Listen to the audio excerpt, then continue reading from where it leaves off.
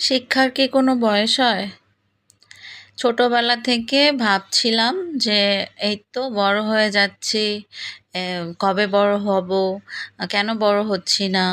একেকটা ক্লাস, একেকটা শ্রেণী যখন আমরা পরীক্ষা দিয়ে উত্তীর্ণ হতাম, আর ভাবতাম এই তো শেষ, তারপরে আর কোনো পড়াশোনা নেই। তারপরে আরেকটা ক্লাস, তারপরে আরেকটা ধাপ, এরকম করতে করতে জীবনের সব শ্রেণী, সব বিশ্ববিদ্যালয়ে যখন আমরা পড়াশোনা শেষ করে সংসার জীবনে ঢুকলাম, তখন দেখছি যে অনেক কিছুই আমরা শিখিনি। এই একজন গৃহিণী হিসেবে আমাদের একটা সংসারে কি কি করতে হয়, তার অনেক কিছুই অজানা ছিল। তখন নতুন করে শিখছি, আরও শিখছি। এরপরে যখন মা হলাম, মা হয়ে যাওয়ার পরেও আরও কত কিছু শিখতে হচ্ছে। এটা জানি না, ওটা জানি না। বাচ্চাদের কিভাবে মানুষ করতে হবে, কিভাবে যত্ন করতে হবে, কোন খাবারটা দিতে হবে, কোন সময়ে। শুভ সকাল সবাইকে। নতুন আরও একটি ব্লগ দেখার আমন্ত্রণ জানিয়ে শুরু করছি আমি, রোমানায়ানি। দূরে কাছে যে যেখান থেকে আমার আজকের ব্লগটি দেখছেন, সকলকে সালাম ও শুভকামনা জানিয়ে শুরু করছি। আশা করছি সবাই ভালো আছেন। আমিও আল্লাহর রহমতে অনেক ভালো আছি। তো এখানে আমি আজকে গরুর কালো ভুনা করব, এজন্য প্রিপারেশন নিয়ে নিচ্ছি। সব মশলা একটা থালাতে আমি পরিমাণ মতো নিয়ে নিয়েছিলাম, আর সাথে পেঁয়াজ কুচি, ভাজা পেঁয়াজ বেরেস্তা এবং পেঁয়াজ ভাজার তেল, এগুলো সব একে একে পরিমাণ মতো নিয়ে নিয়েছি এবং হাতে মেখে আমি ইন্ডাকশানে বসিয়ে দিয়েছি। আপনাদের সাথে কথা বলতে বলতেই সূচনাতেই আমি এই ইন্ডাকশানটা পরিষ্কার করে মুছে নিয়েছিলাম।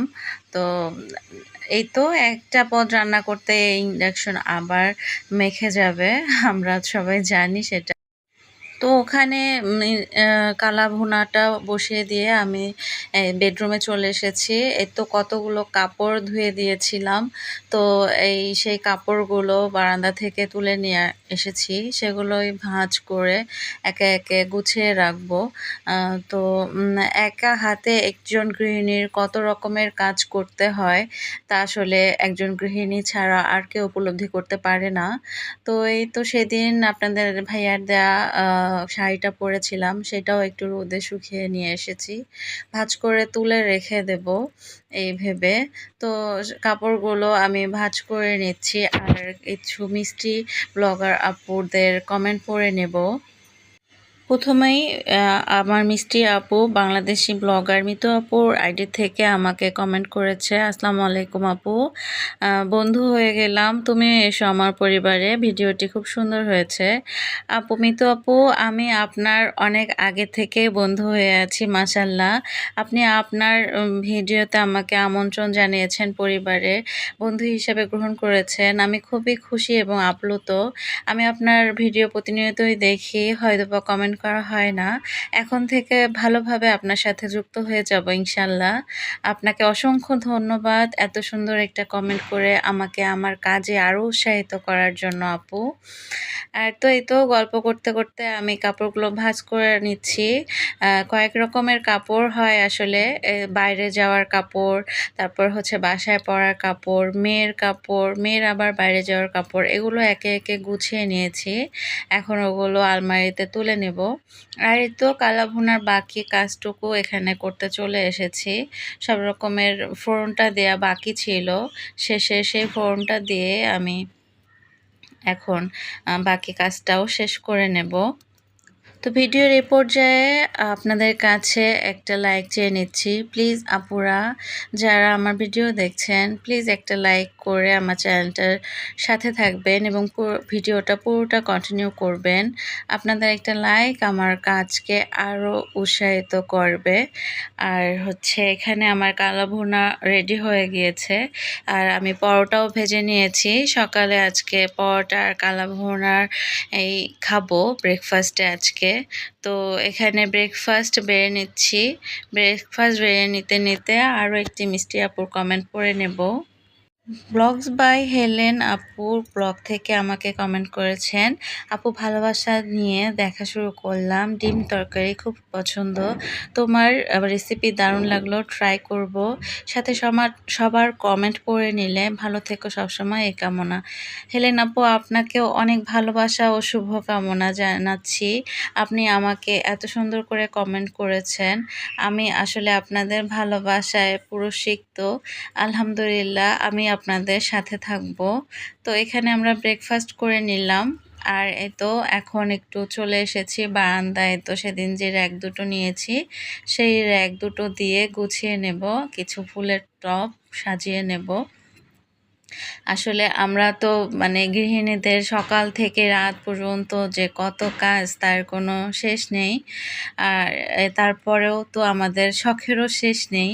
শখ করে একটা জিনিস নেবেন, একটা জিনিস করবেন, দেখবেন তখন আরও কাজ যেন বেড়েই যায়, কোনোভাবেই কাজ কমে না। আমরা একটা কাজ কমানোর জন্য যদি আরেকটা শৌখিনতার বশে কিছু নিয়ে ফেলি, তখন ওটাকে সুন্দর ও সাজিয়ে গুছিয়ে রাখতে দেখবেন কাজ আরও বেড়ে গিয়েছে। তো এই তো আমি এখানে উম, উম, বারান্দায় র্যাকগুলোতে ছোট ছোট টবগুলো যেগুলো আছে সেগুলো দিয়ে সাজিয়ে নিচ্ছি। বাড়ির একটা কর্নারকে সুন্দর করে সাজিয়ে গুছিয়ে নিতে যে কতটা পরিশ্রম আর কতটা মানসিক প্রিপারেশনের প্রয়োজন হয়, তো একটা গৃহিণী খুব ভালো করেই বোঝেন যে একটা কর্নারকে যদি সেট আপ করতে চায় তার পিছনের প্রত্যেকটা গল্প। তো মাশাল্লাহ, এখানে আমি আরেকটা কমেন্ট পড়ে নেব। জীবনের ডায়েরি থেকে জীবন আপু কমেন্ট করেছে, আসসালামু আলাইকুম আপু, কমেন্ট পড়তে পড়তে ডিমের কোরমা রান্না দারুণ হয়েছে, ফ্রাইড রাইস শেষ পর্যন্ত আছি।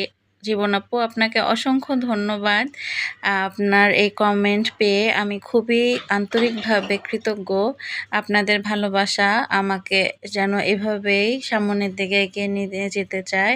আর আমি আপনাদের ভালোবাসা সবসময় এইভাবেই পেতে চাই আপু। তো এই তো কিছু গাছ আমি র্যাকে তুলে নিয়েছি। তো তারপরে এই তো এরকম লাগছে। পরবর্তীতে আবার একটু চেঞ্জ করে নেব।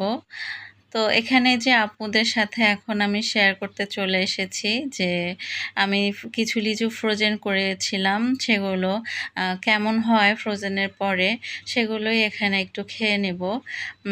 বিশ্বাস করেন যে এত যে ভালো লেগেছে এই ফ্রোজেন লিচু, মনে হচ্ছিল যে বাজার থেকে কিনে আনা লিচুর চেয়েও মনে হয় এর স্বাদ দ্বিগুণ তিনগুণ বেড়ে গিয়েছে।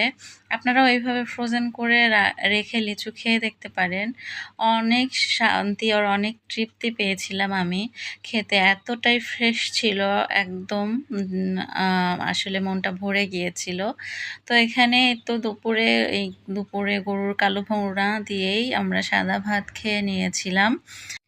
তো ভিডিওর এই পর্যায়ে যারা এখনও আমাকে শুনছেন, প্লিজ একটা লাইক দিয়ে আমার চ্যানেলটাকে সাবস্ক্রাইব করে আমার চ্যানেলের পাশে থাকেন। আর আপনারা চাইলে আপনাদের মূল্যবান মতামত আমার কমেন্ট বক্সে রেখে যেতে পারেন।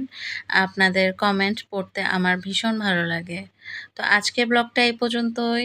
সবাই ভালো থাকবেন, সবাইকে ভালো রাখবেন, দোয়াতে আমাকে মনে রাখবেন। আল্লাহ হাফেজ।